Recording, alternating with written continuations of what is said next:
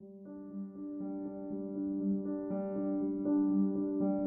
우리는 나사렛 사람들이 예수님을 배척한 이유 두 가지를 살펴볼 것입니다. 첫 번째 이유는 예수님이 말씀하신 대로 자기 고향에서는 선지자가 환영을 받지 못하는 이유 때문에 그렇습니다. 다른 말로 표현하자면 익숙함 속에 감추어진 진주를 발견하지 못하는 것입니다. 나사렛 사람들이 예수님을 인정할 수 없었던 이유는 그의 가족들을 잘 알고 그가 자라온 환경을 잘 알기 때문에 그랬던 것입니다. 신비감도 없고 신선함도 없기 때문에 그렇습니다. 그래서 고향 사람이 고향 사람에게 주목받기 위해서 필요한 것이 있는데 그것이 바로 이적과 기적입니다. 우리가 들은 바 가버나움에서 행한 일을 내 고향 여기서도 행하라 할 것이다. 가버나움에서 행했던 기적을 여기서도 해라. 그럼 우리가 믿어주겠다.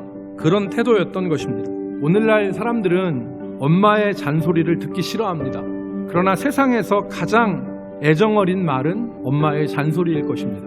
밥 먹고 다녀라, 일찍 다녀라, 욕심 부리지 말고 살아라, 나쁜 일 하지 말아라. 그 엄마의 잔소리에 사랑과 애정과 살 길이 담겨 있는 것입니다.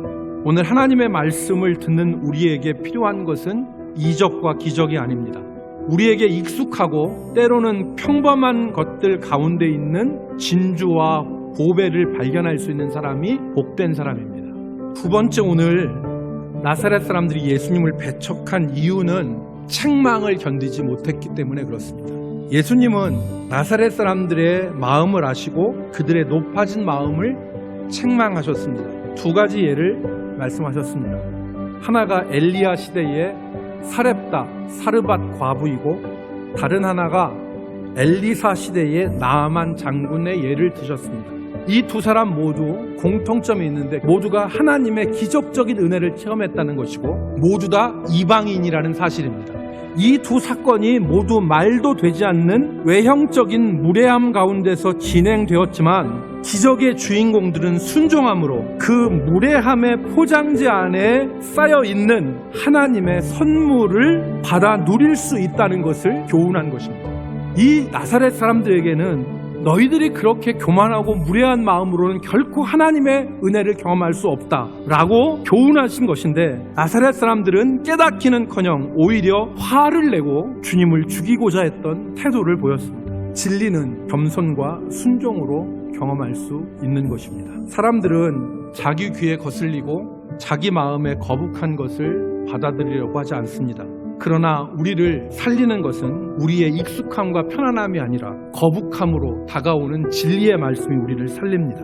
이스라엘 역사상 다윗은 최고의 성군이었습니다. 그런 다윗도 흠이 있었습니다. 하나님의 영광은 다윗에게서 떠났고 나라의 앞날은 어두웠습니다. 하나님의 선지자 나단이 나타나서 다윗을 책망했습니다. 다윗은 그때 엎드려서 내가 죄를 범하였나이다, 나를 용서하여 주옵소서라고 회개했습니다. 오늘 우리는 쓴 말을 들을 줄 알아야 됩니다. 몸에 좋은 약은 쓴 법입니다. 그 쓴 말 안에 하나님의 뜻이 담겨져 있습니다. 그 쓴 말이 우리를 살리는 말이 됩니다. 그 쓴 말이 우리를 새롭게 합니다.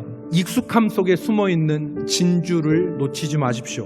평범함 속에 감추어진 보배를 우리가 놓치지 말고 우리의 귀에는 무례하고 우리의 귀에는 전혀 합당하지 않는 무례함의 포장지 안에 감추어져 있는 하나님의 진리의 보배, 그것을 놓치지 않는 이 시대의 사르밧 과부, 이 시대의 질병을 이기는 나아만 같은 사람들로 살아갈 수 있기를 주의 이름으로 축복합니다.